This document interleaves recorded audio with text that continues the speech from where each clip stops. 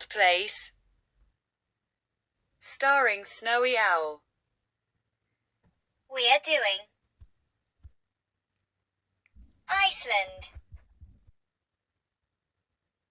Iceland is a Nordic island country between the North Atlantic and Arctic Oceans, on the mid-Atlantic ridge between North America and Europe. It is culturally and politically linked with Europe and is the region's westernmost and most sparsely populated country. Its capital and largest city is Reykjavik, which is home to about 36% of the country's roughly 380,000 residents. Exclude nearby towns, suburbs, which are separate municipalities. The official language of the country is Icelandic. Iceland is on a rift between tectonic plate, and its geologic activity includes geysers and frequent volcanic eruptions. The interior consists of a volcanic plateau with sand and lava fields. Mountains and glaciers, and many glacial rivers flow to the sea through the lowlands. Iceland is warmed by the Gulf Stream and has a temperate climate.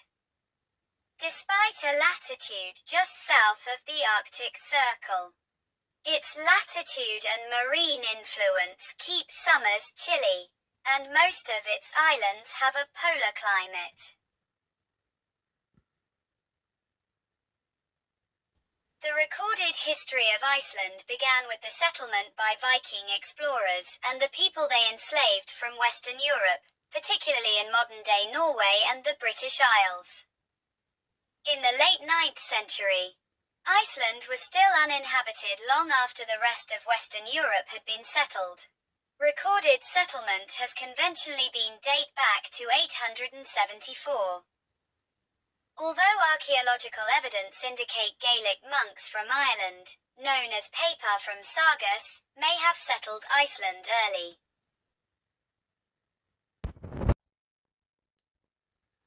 The land was settled quick, mainly by Norsemen who may have been fleeing conflict or seeking new land to farm. By 930, the chieftains had established a form of governance, the Althing.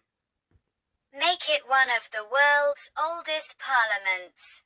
Towards the end of the 10th century, Christianity came to Iceland through the influence of the Norwegian king Olaf Tryggvason. During this time, Iceland remained independent, a period known as the Old Commonwealth, and Icelandic historians began to document the nation's history in books referred to as sagas of Icelanders. In the early 13th century, the internal conflict known as the Age of the Sturlungs weakened Iceland, which eventually became subjugated to Norway over the 13th century. The Old Covenant, 1262 to 1264, and the adoption of John's Book, 1281, effectively end the Icelandic Commonwealth. Norway, in turn, was unite with Sweden, 1319, and then Denmark, 1376. Eventually all of the Nordic states were unite in one alliance, the Kalmar Union, 1397 to 1523. But on its dissolution, Iceland fell under Danish rule.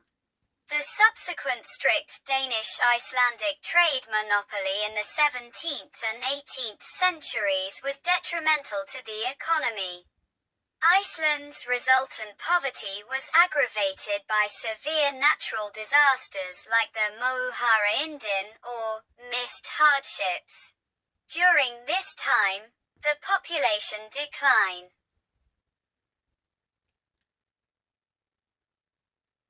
Iceland remained part of Denmark, but in keeping with the rise of nationalism around Europe in the 19th century, an independence movement emerged. The Althing, which had been suspended in 1799, was restored in 1844, and Iceland gained sovereignty after World War I, becoming the Kingdom of Iceland on the 1st of December 1918. However, Iceland shared the Danish monarchy until World War II. Although Iceland was neutral in the Second World War, the United Kingdom invaded and peacefully occupied it in 1940 to forestall a Nazi occupation, after Denmark was overrun by the German Wehrmacht. Due to the island's strategic position in the North Atlantic, the Allies occupied the island until the end of the war, with the United States take over occupation duties from the British in 1941. In 1944, Iceland severed its remaining ties with Denmark, then still under Nazi occupation, and declared itself a republic. Following the Second World War, Iceland was a founding member of the North Atlantic Treaty Organization and joined the United Nations 1 year after its establishment.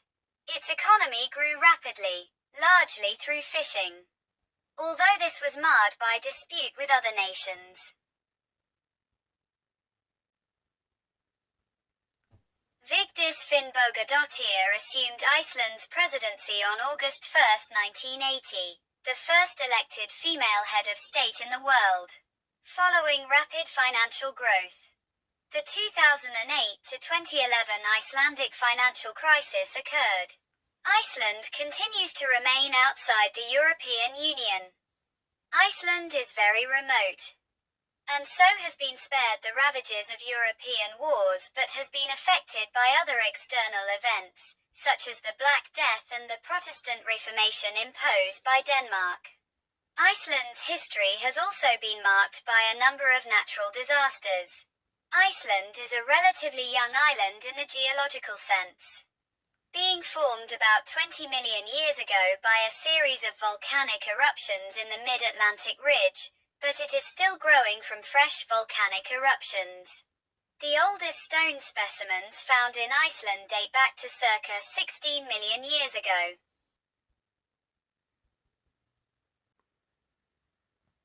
In geological terms, Iceland is a young island. It started to form in the Miocene era about 20 million years ago from a series of volcanic eruptions on the mid-Atlantic ridge, where it lies between the North American plate and Eurasian plate. These plates spread at a rate of approximately 2.5 centimeters per year. This elevated portion of the ridge is known as the Reykjanes Ridge. The volcanic activity is attributed to a hotspot, the Iceland hotspot, which in turn lies over a mantle plume, the Iceland plume, a column of anomalously hot rock in the Earth's mantle which is likely to be partly responsible for the island's creation and continued existence. For comparison, it is estimated that other volcanic islands, such as the Faroe Islands, have existed for about 55 million years. The Azores, on the same ridge, about 8 million years, and Hawaii less than 1 million years. The younger rock strata in the southwest of Iceland and the Central Highlands are only about 700,000 years old. The geological history of the Earth is divided into Ice Age, based on temperature and climate. The last glacial period, commonly referred to as the Ice Age, is thought to have begun about 110,000 years ago and ended about 10,000 years ago. While covered in ice, Iceland's icefalls, fjords and valleys were formed. Iceland remained, for a long time, one of the world's last uninhabited larger islands, alongside New Zealand and Madagascar. It has been suggested that the land called Thule by the Greek geographer Pytheas, 4th century BCE, was actually Iceland, although it seems highly unlikely considering Pytheas's description of it as an agricultural country with plenty of milk, honey, and fruit. The name is more likely to have referred to Norway, or possibly the Faroe Islands or Shetland. Many of the early settlers were Thalia, fleeing the recent union of Norway under Harald Fairhair, and came from Telemark. A similar argument explains the name of Greenland from Grenland, neighboring Telemark and also populated by Thalia. The exact date that humans first reached the island is uncertain. Roman currency date to the 3rd century has been found in Iceland, but it is unknown whether they were brought there at that time or came later with Vikings after circulating for centuries. There is some literary evidence that monks from a Hiberno-Scottish mission may have settled in Iceland before the arrival of the Norsemen. The Landnámabók, Book of Settlements, written in the 1100s, mentions the presence of Irish monks, called the Pepar, prior to Norse settlement and states that the monks left behind Irish books, bells, and croziers, among other things. According to the same account, the Irish monks abandoned the country when the Norse arrived or had left prior to their arrival. The 12th century scholar Ari Thorgilsson's Icelandingabók reasserts that items including bells corresponding to those used by Irish monks were found by the settlers. No such artifacts have been discovered by archaeologists, however. Some Icelanders claimed descent from Serble mac Dunlange, king of Osraige in southeastern Ireland. At the time of the Landnámabók's creation, another source mentioning the Papar is Icelandingabók, dating from between 1122 and 1133. According to this account, the previous inhabitants, a few Irish monks known as the Papar, left the island since they did not want to live with pagan Norsemen. One theory suggests that those monks were members of a Hiberno-Scottish mission. Irish and Scottish monks who spread Christianity during the Middle Age. They may also have been hermits. An archaeological excavation has revealed the ruins of a cabin in Hafnir on the Reykjanes Peninsula, close to Keflavik International Airport. Carbon date reveals that the cabin was abandoned somewhere between 770 and 880. Suggesting that Iceland was populated well before 874. This archaeological find may also indicate that the monks left Iceland before the Norse arrived.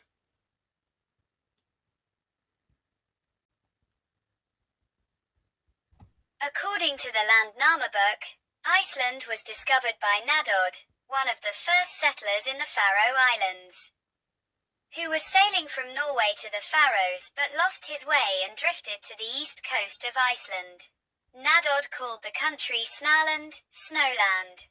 Swedish sailor Garðar Sverrisson also accidentally drifted to the coast of Iceland.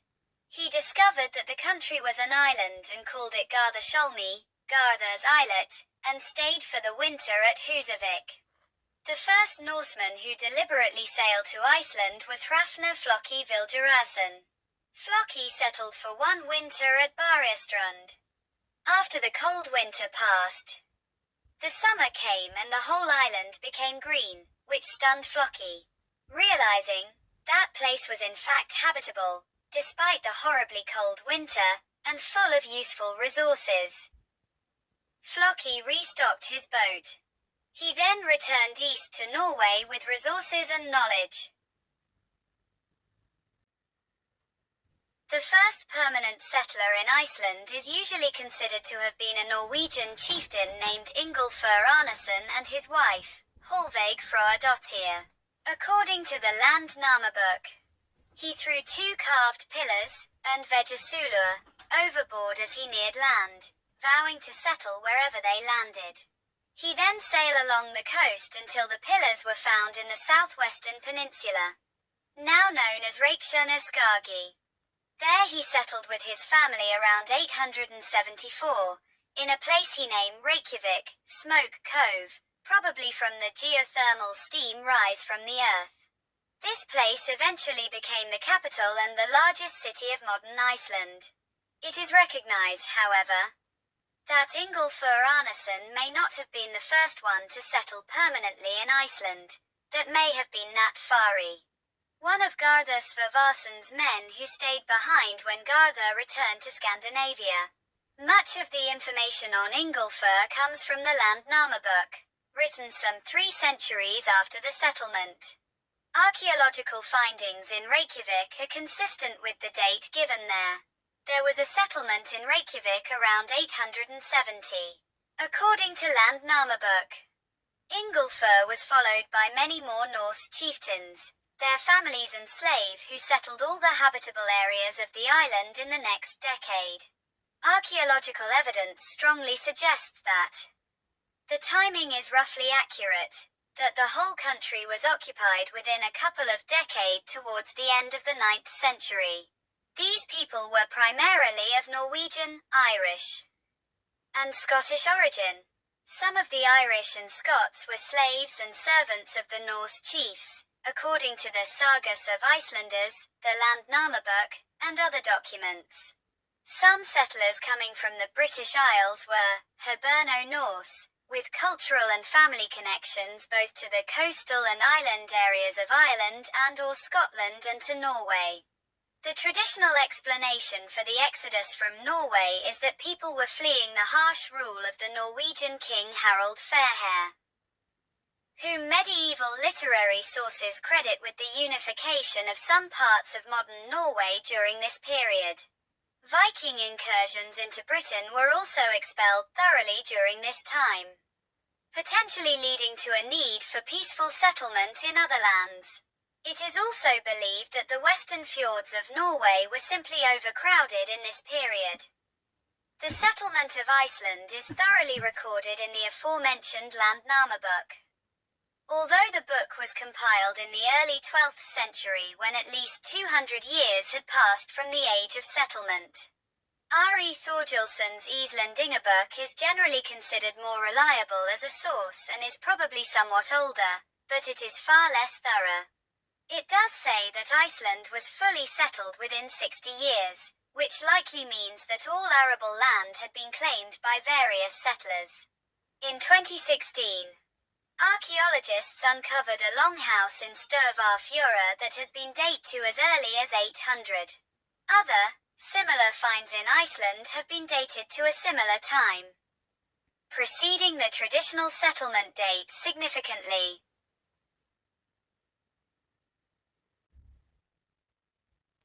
In 930, the rural chiefs established an assembly called the Alaingi, All-Thing. The parliament convened each summer at Thingvellir, where chieftains, Goeorismen or Goar, amended laws, settled disputes and appointed juries to judge lawsuits. Laws were not written down but were instead memorized by an elected law speaker, Lugzugumar. The Alaingi is sometimes said to be the world's oldest existing parliament. Importantly, there was no central executive power, and therefore laws were enforced by the chieftains. This gave rise to feuds, which provide the writers of the sagas with plenty of material.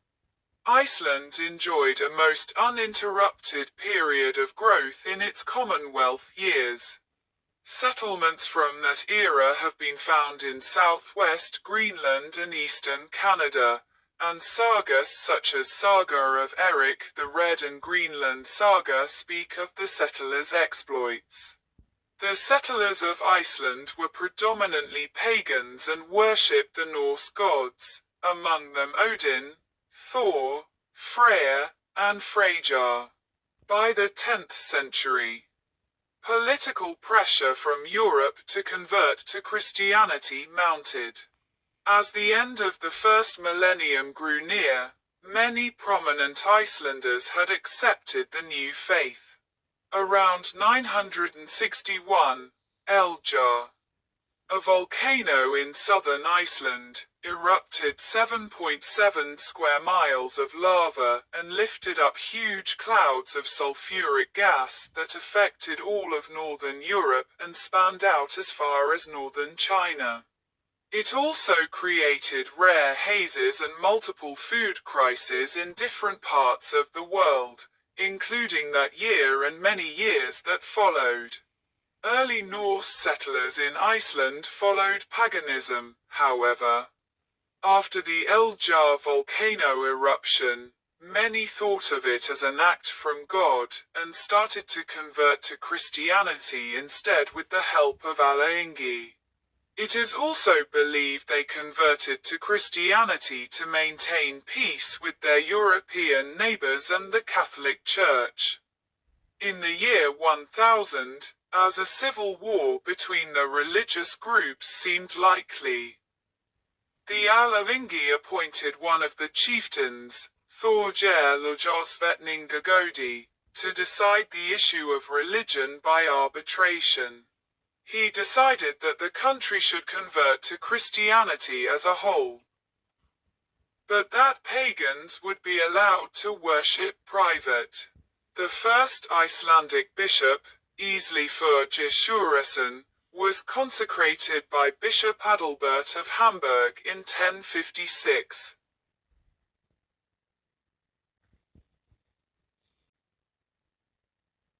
During the 11th and 12th centuries, the centralization of power had worn down the institutions of the Commonwealth, as the former. Notable independence of local farmers and chieftains gave way to the growing power of a handful of families and their leaders. The period from around 1200 to 1262 is generally known as the Age of the Sturlungs. This refers to Sturla Thorason and his sons, Sævatar Sturluson and Snorri Sturluson, who were one of two main clans fighting for power over Iceland, causing havoc in a land inhabited almost entirely by farmers who could ill afford to travel far from their farms across the island to fight for their leaders. In 1220, Snorri Sturluson became a vassal of Håkon IV of Norway. His nephew Sturla Sævatsson also became a vassal in 1235. Sturla used the power and influence of the Sturlungar family clan to wage war against the other clans in Iceland. The Norwegian king's power of Iceland increased over the course of the 13th century. After a decade of internal conflict, the Icelandic chieftains agreed to accept the sovereignty of Norway and signed the Old Covenant, Gamli Satmali, establishing a union with the Norwegian monarchy. The end of the Icelandic Commonwealth is typically dated to the signing of the Old Covenant, 1262 to 1264, or to the adoption of Jonsbok in 1281. The period also saw the Stayamal. Two major dispute over whether secular aristocrats should benefit from the tithes of proprietary churches they had founded. The latter, concluded in 1297, saw a significant shift of wealth and power from the aristocracy to the church, which was increasingly independent of secular influence.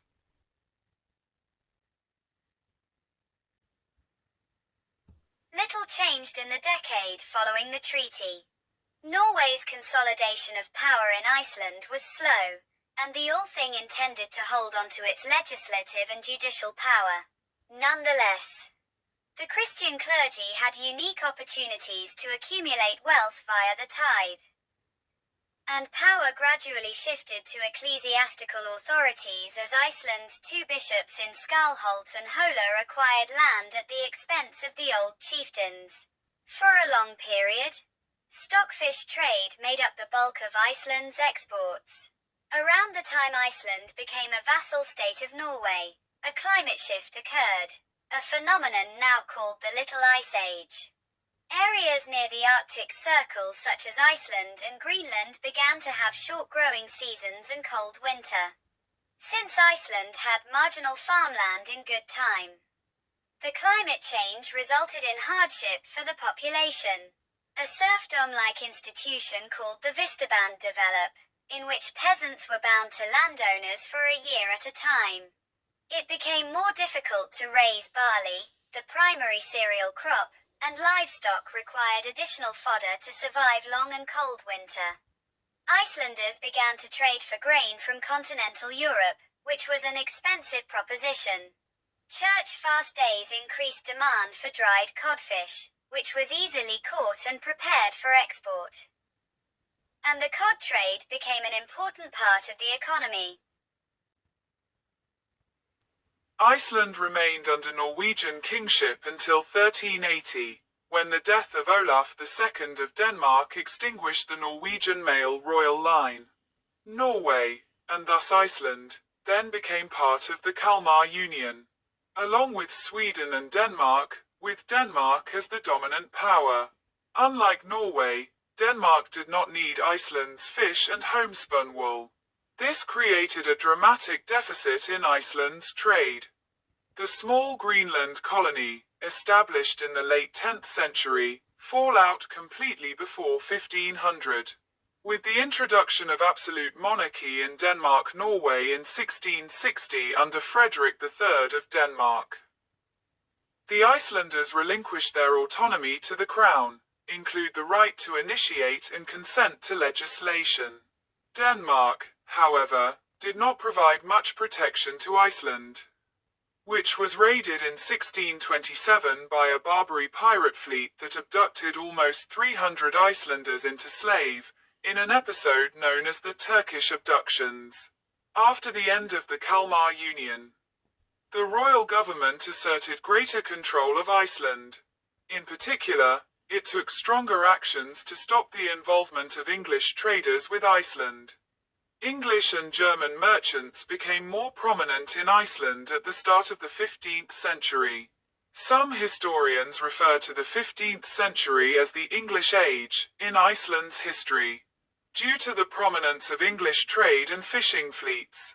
What drew foreigners to Iceland was primarily fishing in the fruitful waters off the coast of Iceland. The Icelandic trade was important to some British ports. For example, in Hull, the Icelandic trade accounted for more than 10% of Hull's total trade. The trade has been credited with raising Icelandic living standards. The 16th century has been referred to as the German Age by Icelandic historians due to the prominence of German traders. The Germans did not engage in much fishing themselves, but they owned fishing boats, rented them to Icelanders, and then bought the fish from Icelandic fishermen to export to the European continent. An illicit trade continued with foreigners after the Danes implemented a trade monopoly. Dutch and French trade became more prominent in the mid-17th century.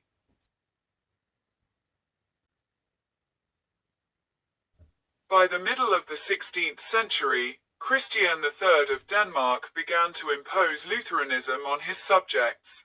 John Arason and Ergmundur Palsson, the Catholic bishops of Skarholt and Hola respectively, opposed Christian's efforts at promoting the Protestant Reformation in Iceland. Ergmundur was deported by Danish officials in 1541, but John Arason put up a fight. Opposition to the Reformation ended in 1550 when John Arason was captured after being defeated in the Battle of Southerfell by loyalist forces under the leadership of Dai Gummansson. John Arason and his two sons were subsequently beheaded in Skarholt. Following this, the Icelanders became Lutherans and remain largely so to this day. In 1602, Iceland was forbidden to trade with countries other than Denmark, by order of the Danish government, which at this time pursued mercantilist policies. The Danish-Icelandic trade monopoly remained in effect until 1786. In the 18th century, climatic conditions in Iceland reached an all-time low since the original settlement. On top of this, Laki erupted in 1783, spitting out 12.5 cubic kilometers, 3.0 cubic miles, of lava. Floods, ash, and fume killed 9,000 people and 80% of the livestock. The ensuing starvation killed a quarter of Iceland's population. This period is known as the Móuhara Indin, or mist hardships. In 1809, Danish adventurer Jørgen Jørgensen arrived in Iceland, declared the country independent from Denmark-Norway and pronounced himself its ruler. However, with the arrival of HMS Talbot 2 months later, Danish rule in Iceland was restored and Jørgensen was arrested. When the two kingdoms of Denmark and Norway were separated by the Treaty of Kiel in 1814, following the Napoleonic Wars, Denmark kept Iceland, as well as Faroe and Greenland, as dependencies.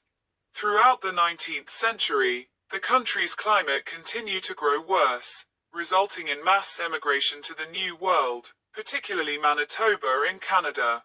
However, a new national consciousness was revived in Iceland, inspired by romantic nationalist ideas from continental Europe. This revival was spearheaded by the Fjolnismen, a group of Danish-educated Icelandic intellectuals. An independence movement developed under the leadership of a lawyer named John Sigurðsson. In 1843, a new Althing was found as a consultative assembly. It claimed continuity with the Althing of the Icelandic Commonwealth, which had remained for centuries as a judicial body and had been abolished in 1800. In 1874, 1,000 years after the first acknowledged settlement, Denmark granted Iceland a constitution and limited home rule over domestic matters, which was expanded in 1904. The constitution was revised in 1903, and a minister for Icelandic affairs, residing in Reykjavik, was made responsible to the Althing, the first of whom was Hans Hafstein. Iceland and Denmark signed the Danish-Icelandic Act of Union on the 1st of December 1918. Recognizing the Kingdom of Iceland as a fully sovereign state joined with Denmark in a personal union with the Danish king. Iceland established its own flag. Denmark was to represent its foreign affairs and defense interests. Iceland had no military or naval forces, and Denmark was to give notice to other countries that it was permanently neutral. The act would be up for revision in 1940 and could be revoked 3 years later if agreement was not reached. By the 1930s, the consensus in Iceland was to seek complete independence by 1944 at the latest.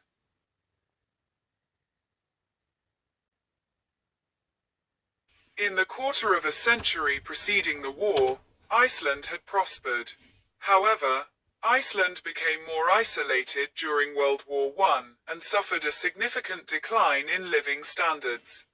The treasury became high indebted, and there was a shortage of food and fear over an imminent famine. Iceland was part of neutral Denmark during the war. Icelanders were, in general, sympathetic to the cause of the Allies. Iceland also traded significantly with the United Kingdom during the war, as Iceland found itself within its sphere of influence. In their attempts to stop the Icelanders from trading with the Germans indirectly, the British imposed costly and time-consuming constraints on Icelandic exports going to the Nordic countries. There is no evidence of any German plans to invade Iceland during the war. 1,245 Icelanders, Icelandic Americans, and Icelandic Canadians were registered as soldiers during World War I. 989 fought for Canada, whereas 256 fought for the United States. 391 of the combatants were born in Iceland, the rest were of Icelandic descent. 10 women of Icelandic descent and 4 women born in Iceland served as nurses for the Allies during World War I. At least 144 of the combatants fallen during World War I, 96 in combat. 19 from wounds suffered during combat, 2 from accidents, and 27 from disease. 61 of them were Iceland-born. 10 men were taken as prisoners of war by the Germans. The war had a lasting impact on Icelandic society and Iceland's external relations. It led to major government interference in the marketplace that lasted until the post-World War II period. Iceland's competent governance of internal affairs and relations with other states, while relations with Denmark were interrupted during the war, showed that Iceland was capable of acquiring further powers, which resulted in Denmark recognize Iceland as a fully sovereign state in 1918. It has been argued that the thirst for news of the war helped Morgan Blair to gain a dominant position among Icelandic newspapers. Icelandic post-World War I prosperity ended with the outbreak of the Great Depression, a severe worldwide economic crash. The depression hit Iceland hard as the value of exports plummeted. The total value of Icelandic exports fell from 74 million kroner in 1929 to 48 million kroner in 1932, and did not rise again to the pre-1930 level until after 1939.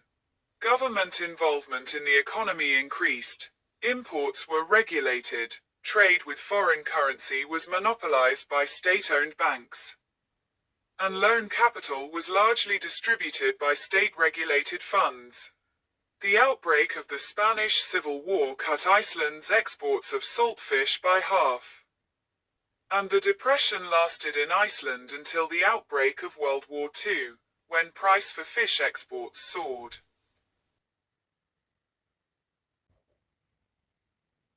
With war looming in the spring of 1939, Iceland realized its expose position would be very dangerous in wartime.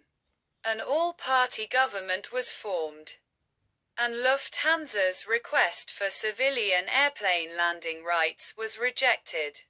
German ships were all about, however, until the British blockade of Germany put a stop to that when the war began in September. Iceland demanded Britain allow it to trade with Germany, to no avail. The occupation of Denmark by Nazi Germany began on the 9th of April 1940, severing communications between Iceland and Denmark. As a result, on the 10th of April, the Parliament of Iceland took temporary control of foreign affairs, setting up what would be the forerunner of the Ministry for Foreign Affairs, and the Coast Guard. Parliament also elected a provisional governor, Svein Björnsson, who later became the Republic's first president. Iceland became de facto fully sovereign with these actions. At the time, Icelanders and the Danish king considered this state of affairs to be temporary and believed that Iceland would return these powers to Denmark when the occupation was over. Iceland turned down British offers of protection after the occupation of Denmark, because that would violate Iceland's neutrality. Britain and the US opened direct diplomatic relations, as did Sweden and Norway. The German takeover of Norway left Iceland highly exposed. Britain decided it could not risk a German takeover of Iceland. On the 10th of May 1940, British military forces began an invasion of Iceland when they sailed into Reykjavik harbour in Operation Fork. There was no resistance, but the government protested against what it called a flagrant violation of Icelandic neutrality.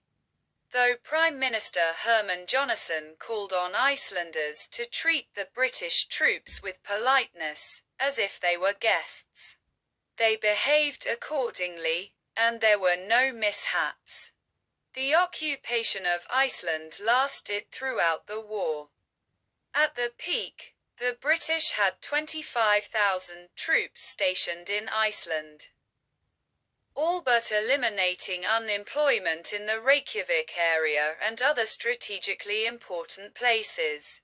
In July 1941, responsibility for Iceland's occupation and defense passed to the United States under a U.S.-Icelandic agreement, which included a provision that the U.S. recognize Iceland's absolute independence.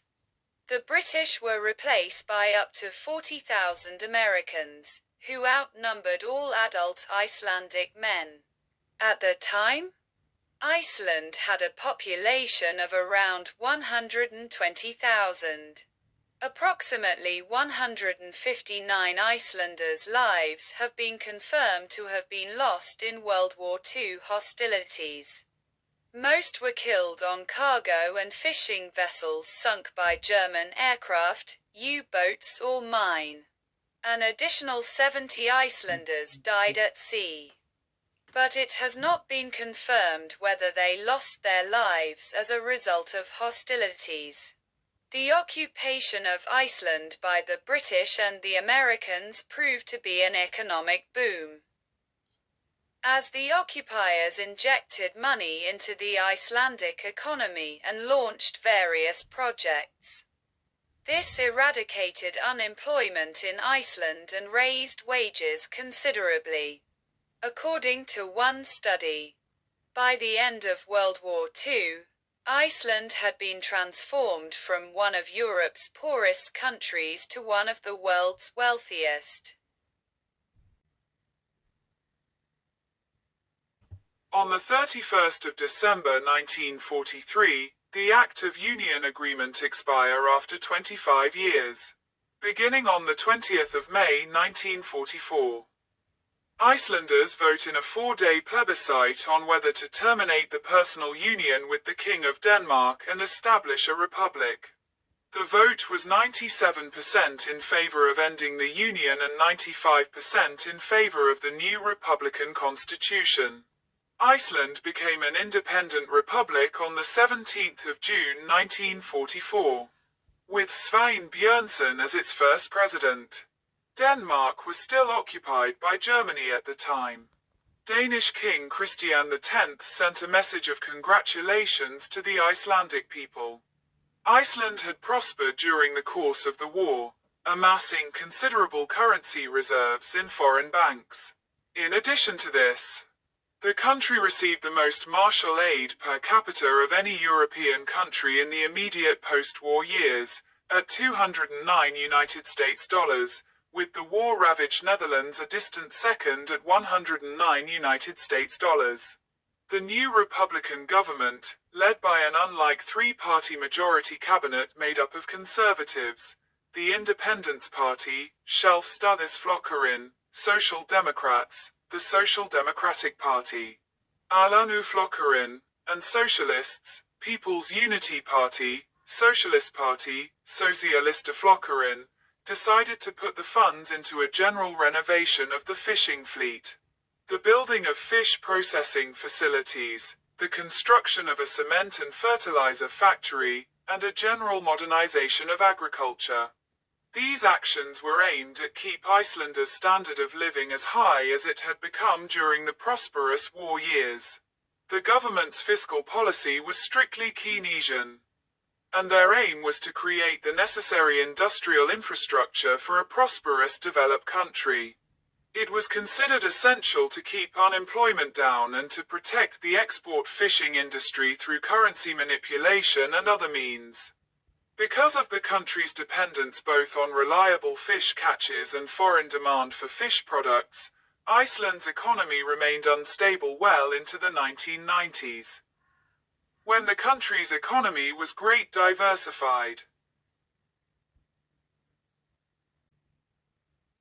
In October 1946, the Icelandic and United States governments agreed to terminate U.S. responsibility for the defense of Iceland, but the United States retained certain rights at Keflavik, such as the right to re-establish a military presence there, should war threaten. Iceland became a charter member of the North Atlantic Treaty Organization, NATO, on the 30th of March 1949, with the reservation that it would never take part in offensive action against another nation. The membership came amid an anti-NATO riot in Iceland, after the outbreak of the Korean War in 1950. And pursuant to the request of NATO military authorities, the United States and Iceland agreed that the United States should again take responsibility for Iceland's defense. This agreement, signed on the 5th of May 1951, was the authority for the controversial U.S. military presence in Iceland, which remained until 2006. The U.S. base served as a hub for transports and communications to Europe, a key chain in the GI-UK gap, a monitor of Soviet submarine activity, and a linchpin in the early warning system for incoming Soviet attacks and interceptor of Soviet reconnaissance bombers. Although U.S. forces no longer maintain a military presence in Iceland, the US still assumes responsibility over the country's defense through NATO. Iceland has retained strong ties to the other Nordic countries. As a consequence, Norway, Denmark, Germany, and other European nations have increased their defense and rescue cooperation with Iceland since the withdrawal of US forces. According to a 2018 study in the Scandinavian Journal of History, Iceland benefited massively from its relationship with the United States during the Cold War.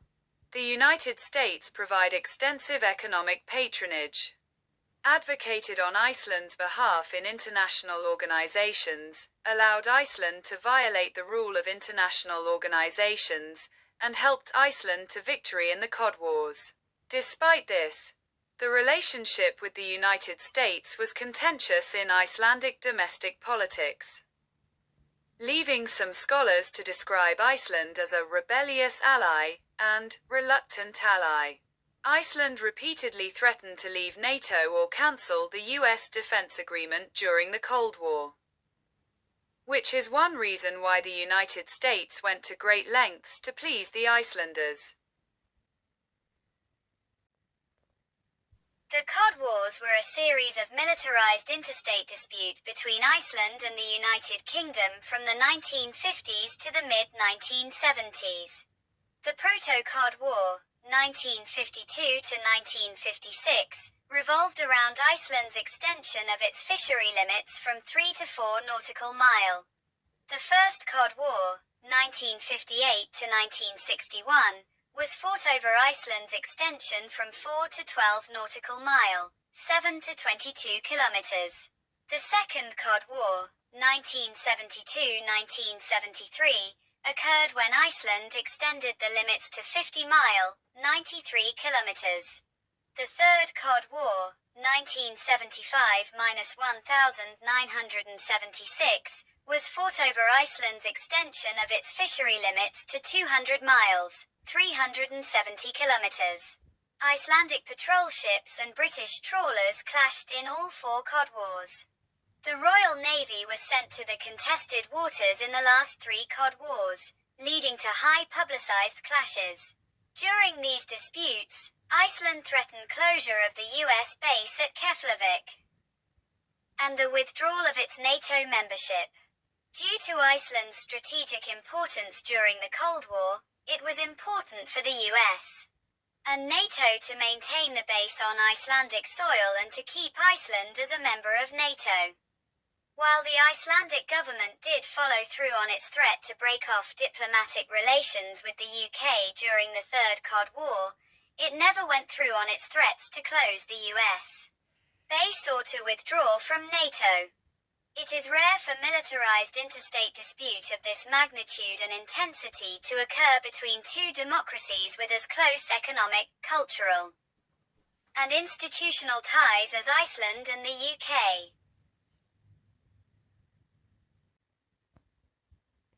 In 1991, the Independence Party, led by Davie Oddsson, formed a coalition government with the Social Democrats.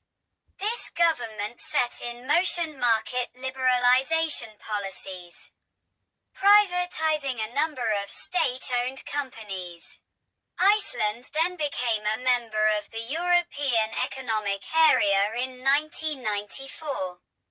Economic stability increased and previously chronic inflation was drastically reduced.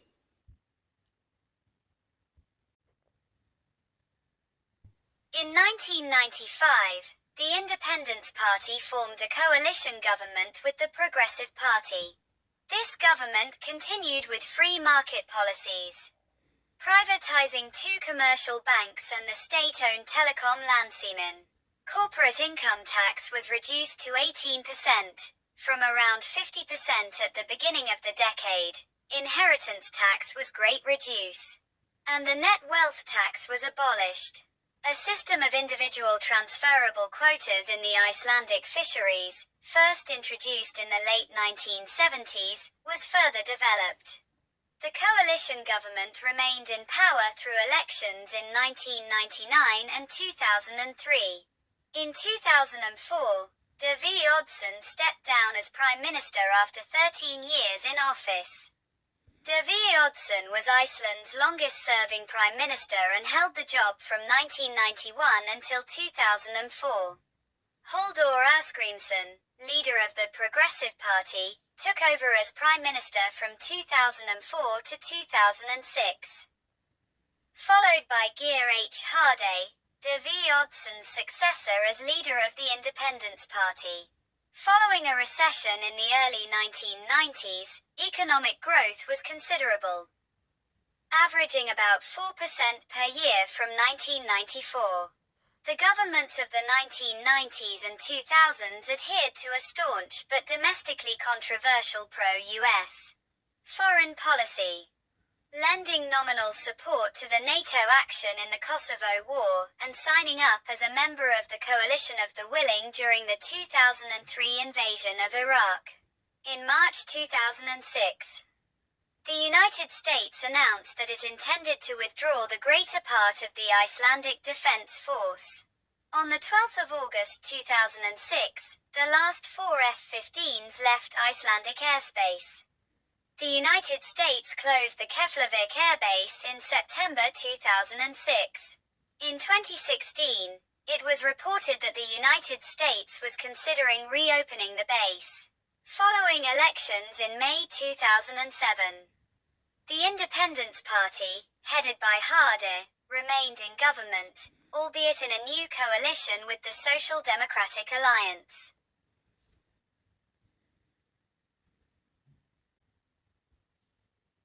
In October 2008, the Icelandic banking system collapsed, prompting Iceland to seek large loans from the International Monetary Fund and friendly countries.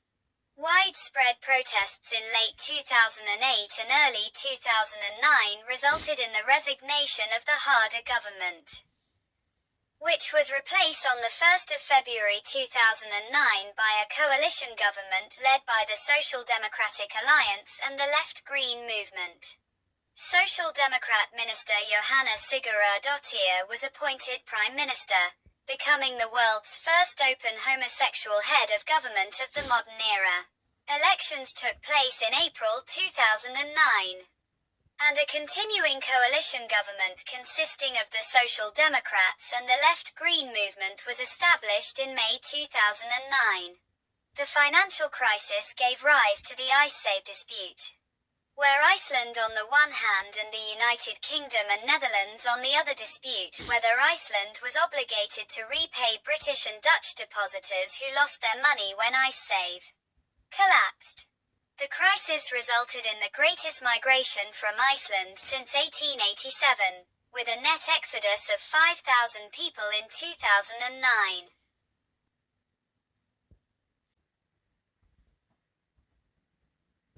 Iceland's economy stabilized under the government of Jóhanna Sigurðardóttir, and grew by 1.6% in 2012.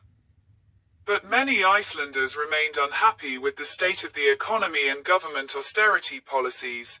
The centre-right Independence Party was returned to power, in coalition with the Progressive Party, in the 2013 elections. In September 2017, the 9-month-old centre-right coalition of Prime Minister Bjarni Benediktsson, leader of the Independence Party, collapsed after one party, a small centrist Bright Future, left the government. However, the rule centre-right parties lost their majority after a tight 2017 election. On the 30th of November 2017, Katrín Jakobsdóttir became Iceland's new Prime Minister despite the fact her party, Left-Green Movement, came second in the election, behind the Independence Party. On the 1st of August 2016, Guðni Th. Jóhannesson became the new President of Iceland. He was re-elected with an overwhelming majority of the vote in the 2020 presidential election. After the 2021 parliamentary election, the new government was, just like the previous government, a tri-party coalition of the Independence Party, the Progressive Party and the Left-Green Movement. headed by Prime Minister Katrín Jakobsdóttir. In April 2024, Bjarni Benediktsson of the Independence Party succeeded Katrín Jakobsdóttir as Prime Minister. In June 2024, Halla Tómasdóttir won Iceland's presidential election to become the country's second female president. In November 2024, centre-left Social Democratic Alliance became the biggest party in a snap election, meaning Social Democratic Kristrún Frostadóttir became the next Prime Minister of Iceland.